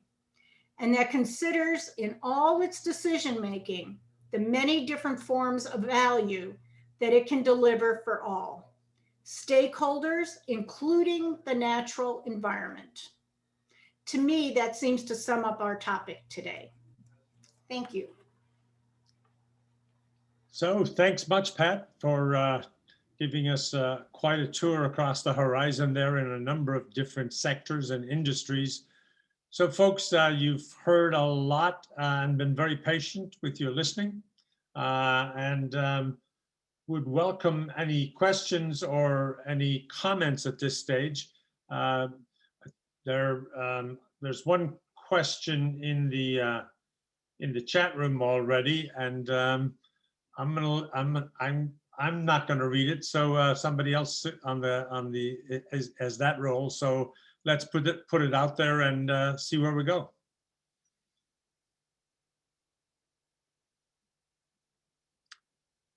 Maybe I am going to read it, am I? Okay, so the question very simply says, thank you, Tony. It was the U.S. Bishops University, that being the Catholic University of America, which is just across the street from me here, has a business school that supports neoliberal principles. And so the question is, what impact does this have on a movement such as SRIC? Good question. I think it might be something that, well, we could leave it open for anybody who wants to take it. Pat, Michelle, Larry? I think it's devastating. And I think when folks like the Koch brothers fund business schools, well, the remaining Charles Koch is still alive, but they're funding business schools. They are in influencing the hiring of faculty, and they're influencing the way capitalism is taught. And it's taught from a very libertarian capitalist perspective. And I think it is critical to have mass movement organizations like SHRIC, like ICCR, like from all faith backgrounds to counter that, because young people are coming out with their BBAs, their MBAs, and they've swallowed the Kool-Aid. And they've got to be faced with a mass movement that counters them and gives students an alternative factor. I can tell you that students come into this senior capstone course, Marianist core, and they have this simplistic understanding of capitalism that is just like the Catholic University. And challenging them, getting them to open up, getting them to understand the difference between neoliberal capitalism and coordinated capitalism is challenging to them. But good. Let me move on, Larry. There's a couple of other questions. I think they're along the same line. I'm surprised that we haven't heard anything from all our Texans about your energy issue that you faced in, I guess it's now about 6 weeks ago, that the whole world was talking about it. That how could you run into such a depleted energy situation in the midst of a real cold snap when Texas is noted for its plentiful supply of natural gas and oil and all of that. So I'm sure that some of you on this have also some thoughts about that. So be welcome to hear you. There's a specific question on Larry. Somebody wants to know, in the context of COVID-19, what do you think is the major learning that could take us towards coordinated capitalism?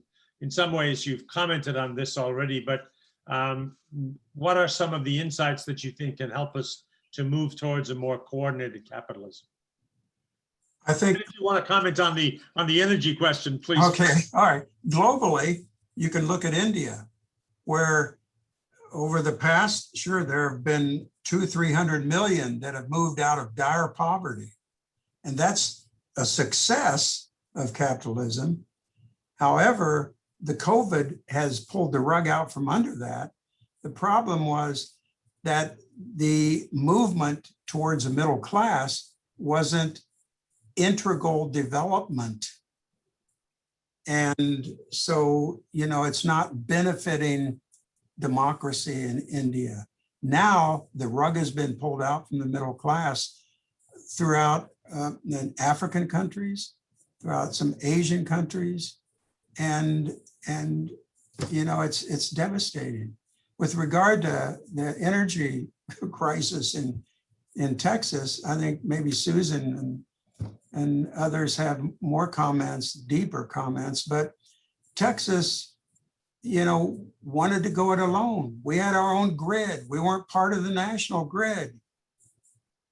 And we had this kind of raw capitalism where these small energy companies could come in and, you know, they pay the price of the day. And all of a sudden, you know, people were being charged incredible sums on their energy bill, the utility bill. El Paso is part of the national grid. El Paso didn't have a problem. But it's part of this Texans' commitment to raw capitalism, and it failed us tremendously. And I think it's been so much of what the pandemic has taught us as well, that there isn't one sovereign solution to this pandemic, that it's a global pandemic, that we're interdependent, and that it migrates in so many different ways across borders, and then devastates whole populations, which elevates what Pope Francis and Catholic social teaching have been so much about the universal destination of the goods of the earth, but also interdependence, and our interdependence on one another, even if we are flung apart in different corners of the world.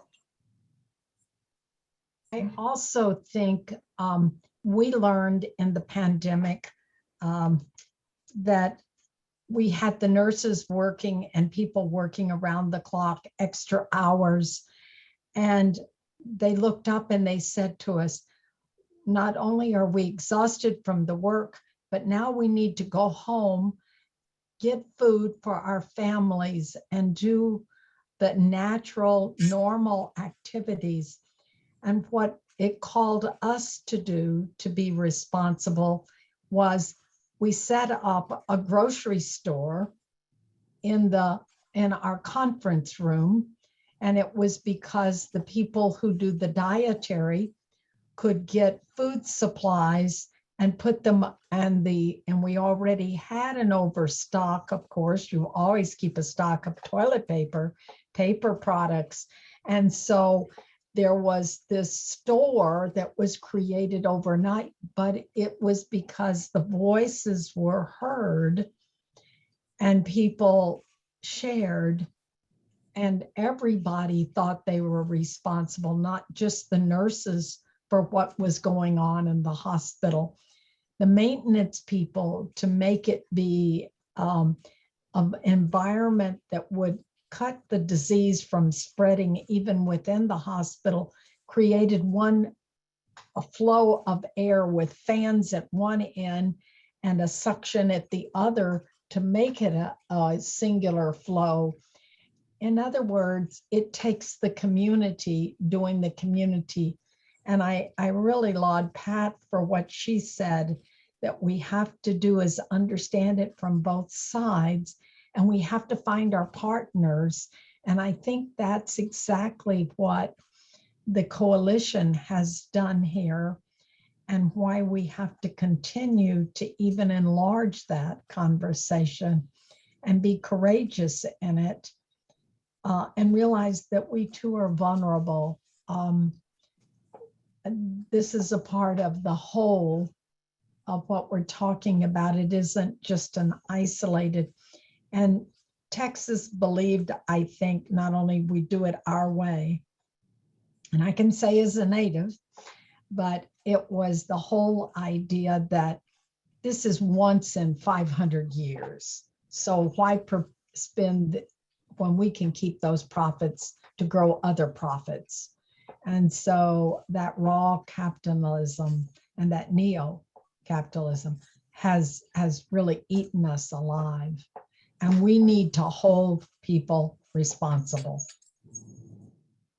Thanks very much, Michelle, for that. Anyone else? Pat, you want to comment? The only thing building on that is I think a lot of our prior relationships came to help us during COVID. And that's a fear as to how do we maintain and make new relationships along the way. We found, somebody mentioned India before, and I sit on a board for a group in India, and we were able to continue because we knew each other. I'm not sure if we're just dealing virtually, how that will be in the future. We need to find new ways to make relationships. All right, we've got another question here that kind of is more in the political vein, about how does the extreme political polarization in the country impede progress? Oh, this is moving very quickly, so excuse me here while I get back my question. How does it impede progress toward inclusive capitalism, which would appear to be a system that both sides could agree on? What message out of this can appeal to both populists and progressives? In some ways, you've commented on that already, but well, I think a lot of the anger, the fear, the uncertainty of middle-class America, especially white middle-class America, is due to neoliberalism. But it's being taken in a dangerous direction. But I think the source of it, if we can get folks to understand that coordinated capitalism, that this inclusive capitalism for the common good that includes all, it's a challenge. It's an uphill struggle, but you know, nobody said social justice was easy work. And you know, you understand that better than anyone, perhaps, Seamus. yeah, and I think one other element which is in a question here is that we've read about how many of our billionaires in the United States have amassed even greater wealth during the pandemic, and that so many are still jobless, so many are at the bottom rung of the economy, those who are in the service sector, as we've already talked about, are having just a hard time making ends meet. And yet the many billionaires have now become, I'm not sure that we have any trillionaires yet, but they've definitely doubled or increased their billions.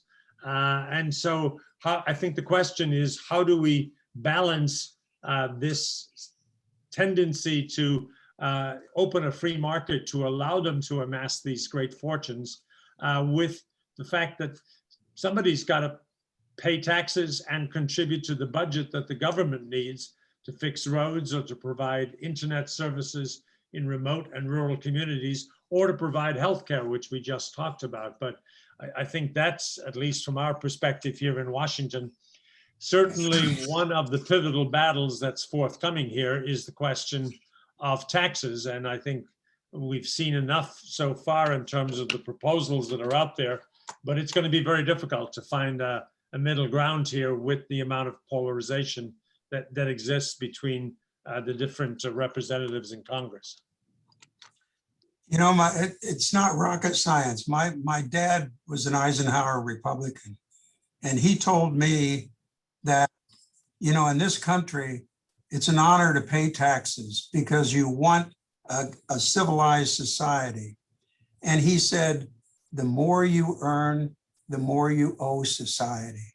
The more you benefit from society, the more you owe society. He never made more than 12,000 in his life, but he understood that principle. We've gotten away from that into extreme forms of individualism. And I suppose, I mean, for many, the wealth tax that's out there as part of this proposal is for some going too far. But I think when you compare it with the tax rates in a number of other countries, whether it's the Nordic countries or the European countries, it's very much within the spirit of what you just said, Larry, that they do see it as paying back or contributing to the overall well-being in society, care of the environment, care of the kinds of roads and services that are needed, from fire engines to schools to hospitals, et cetera. So trying to develop and to preach that is sometimes pretty difficult, given some of the perspectives and the beliefs that are out there. Anyone else want to comment on this, on the wealth tax, on billionaire profits, on opioids, Pat, or? Okay, question said Larry, do I trace my father's understanding? Well, that, he was telling me that in the 60s, late 50s, early 60s. In the 1980s, yeah, we had this move to Milton Friedman economics. We had the movement to deregulate. We had the movement to, that when Ronald Reagan said, government is the problem, then tax became theft, the government stealing from you. I think that came out of the 80s. And that's been disastrous. I think that's an attitude that a lot of people have today. So Texas passed a constitutional amendment saying we're not going to have a state income tax. A constitutional amendment. I live in Pennsylvania and we're a commonwealth, and some of our recent political debates have been around that issue, is what does it mean to be a commonwealth and not just a state? And that common good kind of question that's out there. We don't have enough discussion about the common good.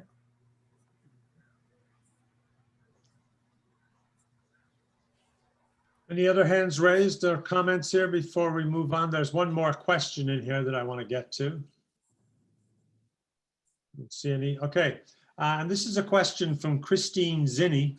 The last one was from Lester Zapata, and we had a few from Tony Pogoro, who I'm sure some of you know.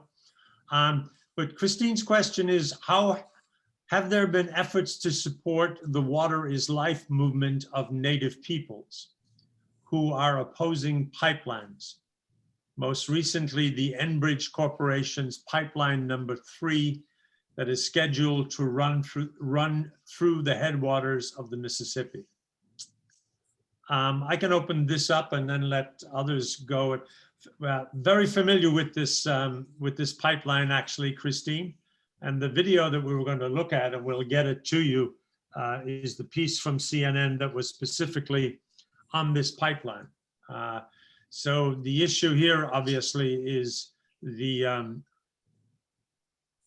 pipelines being constructed across Native people's lands or sacred grounds or territories, and brings together a coalition of Native peoples, somewhat similar to the South Dakota DAPL pipeline, but also there are a number of other pipelines, particularly up in the north, that are dealing with shipping the tar sands oil from Alberta down into the different ships for transport into the United States, many of them going across the northern states of Minnesota, Wisconsin, the Dakotas. And it's a very, as you can imagine, and I'm sure you've seen with some of the other previous pipelines that were being discussed, it can be very volatile and very heated, but there protests and people on the line in relationship to pipeline of the Enbridge line number 3 are pretty strong. We've been trying to connect with some of the companies involved. Enbridge, as you know, is a Canadian company, but that doesn't put them out of reach, but also doing some outreach with our Canadian colleagues on this, that you've probably seen some of the advertisements on television that pipelines are a safer way to transport it than putting it in rail cars or putting it on trucks to get it to where its destination. So it's a complicated and challenging issue, but I think there is a great community in solidarity with Native peoples on this issue, that they've taught us an awful lot recently in some of their protests, many of them being arrested in protest against these pipelines, against the invasion of their lands. And we know that's not just a recent phenomenon, but a long-standing one. But these are the most recent iterations of how indeed corporations or governments can push people to the side and put in place infrastructure like pipelines because they're basically making a calculation or providing a justification that this is absolutely necessary for other parts of the country. So happy to share other thoughts on that, Christine, with you, because it is an issue that's come up in ICCR and for other shareholders. But somebody else may want to comment on this. Seamus, this is Pat. I will that there is an Indigenous Peoples Working Group that has been working on this, where many of the tribes have gone out and bought stock or have stock and have engaged on these issues, including with Enbridge. One of the issues, though, that they've looked at is the banks that underwrite those pipelines and talking to them.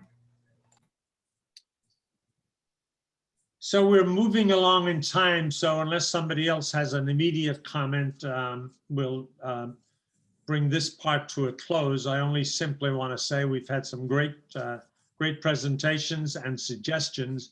The one that comes home to me the strongest is that each one of us, wherever we are, has some agency and should be able to look at what's happening around us, whether it's in any sector, whether it's in safety, whether it's education, whether it's food, whether it's big industry or big issues like energy or banking or those things, that there's been a great surge of, I think anyway, of energy in the past 12 months by investors across the world that are very keen on bringing the issues of the environmental and the social issues that need to be integrated into our economic model, and that companies need to be called to task on how they are indeed contributing to local communities, taking care of their workers, making safe products, et cetera. The list goes on.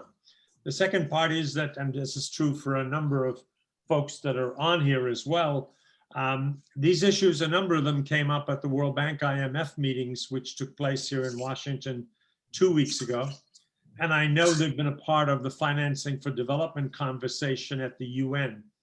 So if you do have folks who are participating in those meetings, and many congregations do, a word of encouragement in that direction is always good, because we're a small voice when it comes to things like the World Bank and the UN, but the faith-based voice and the prophetic voice and the call to inclusion and taking care of one another and taking care of the environment is really important. So whatever little effort or whatever little opportunity you see, don't hesitate, whether it's a note, an email, a phone call, a sign, a protest, who knows what it is, but we can all make a contribution in this area of advancing, as Pope Francis likes to remind us, to building a community that is inclusive, that takes care of those who have real challenges that are many of them beyond each of us in terms of just the basic necessities of life. And together we can make a difference. So thanks much to all of you. I think I'm handing it off to my friend Esther, am I? Seamus, could I just make a quick comment? Sure, go ahead. And that is a sign of hope. And that is after Georgia passed this draconian election legislation, which would take away the right to vote of so many people. corporations began to oppose it and oppose, but it's too late in Georgia perhaps, but oppose it in states like Texas. But it's Stacey Abrams, it's grassroots movements that are forcing corporations to say, who are your customers? Also, who works for you? The diversity in your corporation. You pay attention to those voices. And Absolutely. Absolutely. some really positive things I think that are happening that could possibly move us away from neoliberal, the harsh aspects of neoliberalism.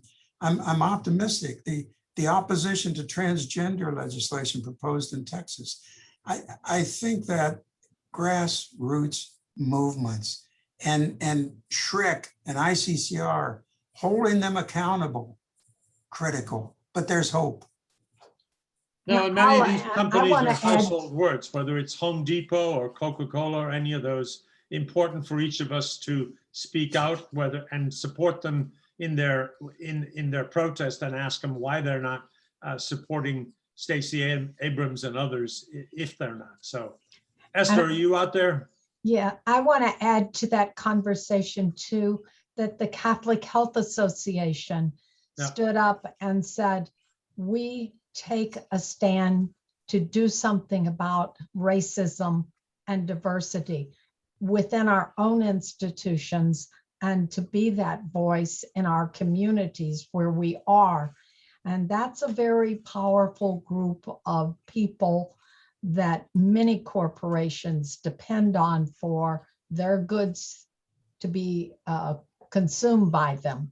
And so when, as a group, we stand together, this also helps us. And it also helps that question of the people across the street from you, Seamus, that have swallowed that today's way of economy as opposed to the more classic way in which we share. And so there are voices of hope. And like Pat said, let's join them and be a part of that coalition. Thank you much, Michelle, for that.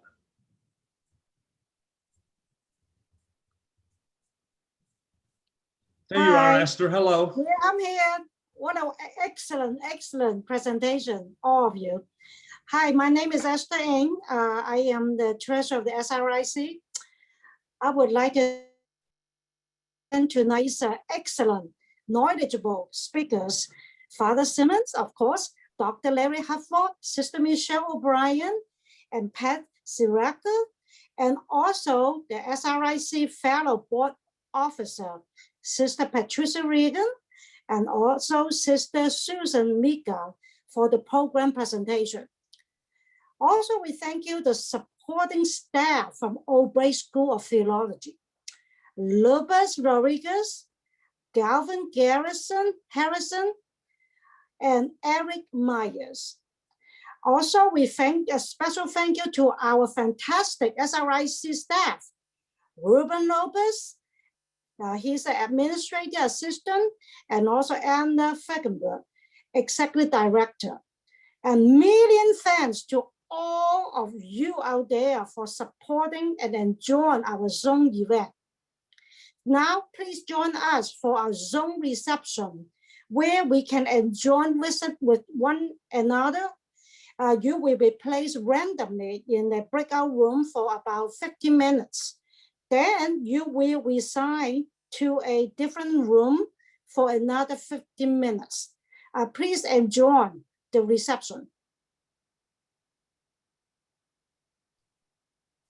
Hello, everybody. Before I break you out into our social breakout rooms, just want to let you know, please, we encourage you to turn on your video and your microphone, and please discuss the topics that are brought to us today. So enjoy.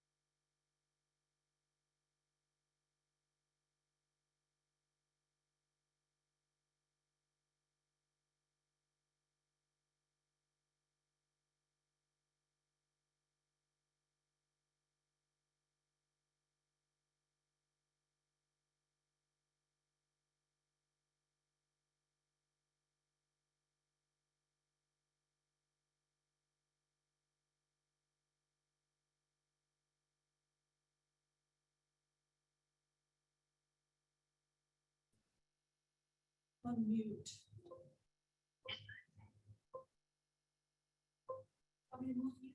Can you unmute? Okay. And our sisters in Bernie, I think you don't have your camera on, but then you're on mute. And is this Linda in the phone? Oh, she's on mute too.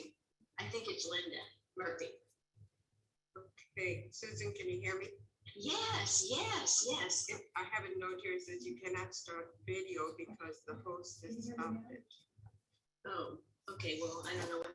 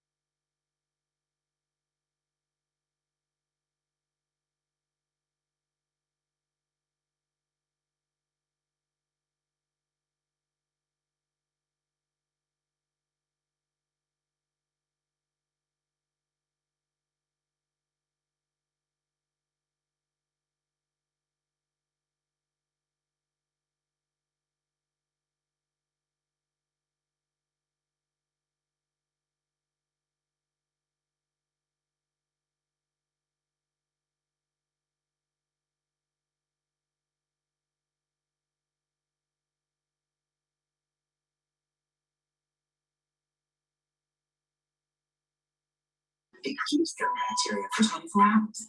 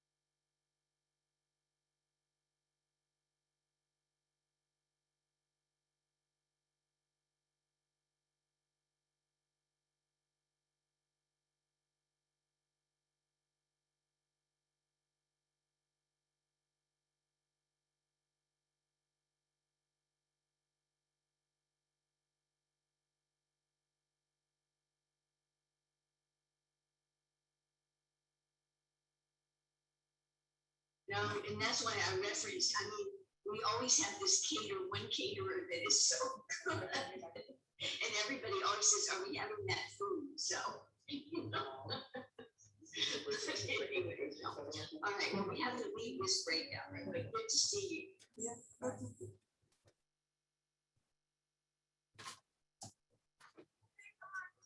That was our first 10 minutes of our social breakout.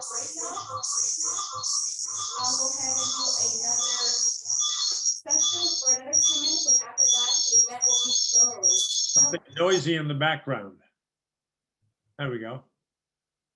Hi, Jane Ann, how are you? Tony? Betty, I don't think I know you, but hello. This is the reception. How do I get the scotch out of the computer here? And I figure, you know, they're gonna serve me a drink for coming to the reception, you know? Well, If Tony, you figure it out, let me know. We did say you needed to bring your own refreshments this time. We usually have wine and cheese. Well, Tony, this came straight from Alaska the other day because Oh, I did it? I did a kind deed for somebody up there who were fighting a I can't Japanese reach it. mining company. Well, I'm in my apartment. I'm gonna get a couple cubes and a little scotch to continue this conversation. Very good. Yes, you go right ahead. That's the right idea. Susan, did I hear Jane Ann's name mentioned? Hey, where's Larry? There There she you is, are. yeah. Jane Hey, Ann, Larry, how are you? Long time. good to You were see great. you. All right. Yes. I tell you. Listen, Let's I'm go sitting down and here with- introduce ourselves. I think some of us obviously know each Yeah. other fairly well.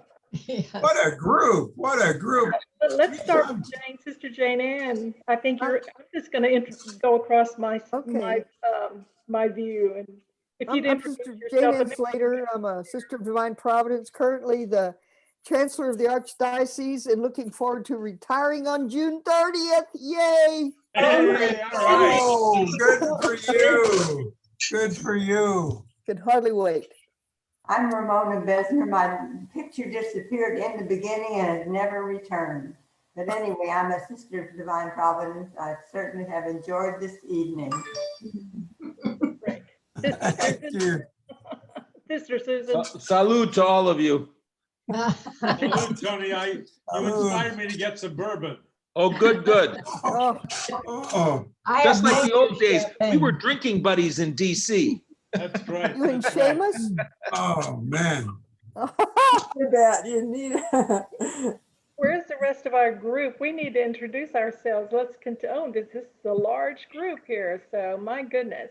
This is, our other group had 4 and all of a sudden we have many people in this Yes. group. That's right. Ours had 2, but it was good. So Where's Christine? Christine, I was trying to put a face on your name a while ago. Thank you for coming in. Oh, well, thank you, for your response. That was great. And you probably recognize the last name, I'm related to Sister Mary Agnes, so yeah. And Very good, yeah, because I know we have 2 oblate parishes up where the pipeline is. So I have a lot of contact with those folks on a regular basis. I'm teaching Indigenous studies, and Sister Susan has been kindly giving guest lectures in my classes. Great. So we're talking about this pipeline issue and other issues, I appreciate Christine, it. where do you teach? At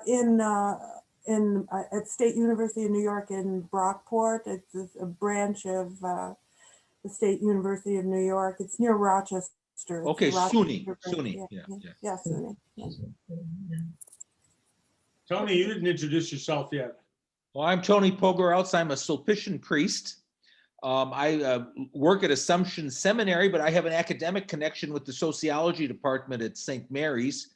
I've been here in San Antonio for about 4 years. Previous to that, I was in Menlo Park, California at St. Patrick's Seminary for 3 years. And then before that, I was in 12 years at Catholic University in Washington. So that's where Seamus and I first met. So Tony, that reminds me, there was a great lecture the other day coming out of the George McLean Institute that touched on the sociology of religion, and they were filling me with Durkheim and Max Weber and all of those folks. So when the video comes out in a few days, I'll send it to you. Oh, thank you. Thank you. It'd be nice to have the title of the book you were referring to, Father Fenn, too. I was furiously typing, the information, but I didn't catch the exact title. If you could share that at some point. this is Anna, and we're going to be sending out a recording of the event. And so we'll have it recorded. Maybe we can pick out some things, some slides too, with the resources and put them in separately. So we can send these things to you. We'll also have them in our SRIC update. So yes, there's a good group of us here. Let's keep introducing ourselves. So Sister Susan. Oh yeah, hello. Thank you for remaining so strong in this movement, Susan. Oh, you're welcome. Wow. It gets in your blood. What can you say? Susan is a living, ever ready bunny. Ah, She never stops. She never stops. wonderful. Betty Bloom, you want to introduce yourself? Yeah, I'm an incarnate word sister, and I'm of this group. I am probably the only one that doesn't do anything. I'm retired, but I have worked in San I hope I live to that point. Yes, well, it's not all it cooks up to be, for sure. I'd much rather be doing something, but my health is not permitting it right now. So I do what I can. I do what I can. Well, tell them about what you do for me and getting names for Oh yeah, COVID. I got connected with a bunch of people from where I used to live to get them to have their shots. So I do what I can do, but it's just limited compared to what I used to be able to do. But I'm happy to be part of this group, and that's why I stayed on. And I'm happy to hear the topics because I have some family members who are very much on the other side, and they beat me up every once in a while. And it's good to hear the positive things that you all have been talking about. Because if I had that in my head, I could be more educatedly talking to her. But I'm not worried about it. Sure. And I give up trying to convert family. We just love one another. We don't talk about politics. it's best just not to talk about it. It's just best to just leave it alone. Yep. But to educate myself, I've been very happy to be part of this evening. I've learned a lot of, I've gotten some more ideas about what I believe in. I can believe in it without it being able to explain it. So it's good to hear people explain what we are trying to do in social justice for the world. So, it is, I think that the fights that we have around politics are centered on some of the things that you've been talking about this evening. And it's been helpful to be here. So I'm grateful. Donna Meyer, I see your mic is on. You want to introduce yourself? I don't know if I don't need to introduce myself for most of the folks here, but it's been a couple years since I've seen a lot of you in person, and it's really exciting to see all of your faces. Hi, Esther. And Jane, I'm going to retire June 30th too, so I have to keep up with you. Wow. So we might have to have a retirement party and bring to it. And hi, Sister Pat, and of course, Sister Michelle. How many years have we worked together? Good to see you, and Sister Susan. Nice. Donna, Jim Donovan was a big fan of yours. Yes. I still miss him. He was a good buddy. Yes. Oh, yeah. He thought so much of you and your work. Well, we worked together, I guess you'd say. But yeah, we did lots of work together. No, I live in Houston. Is that okay?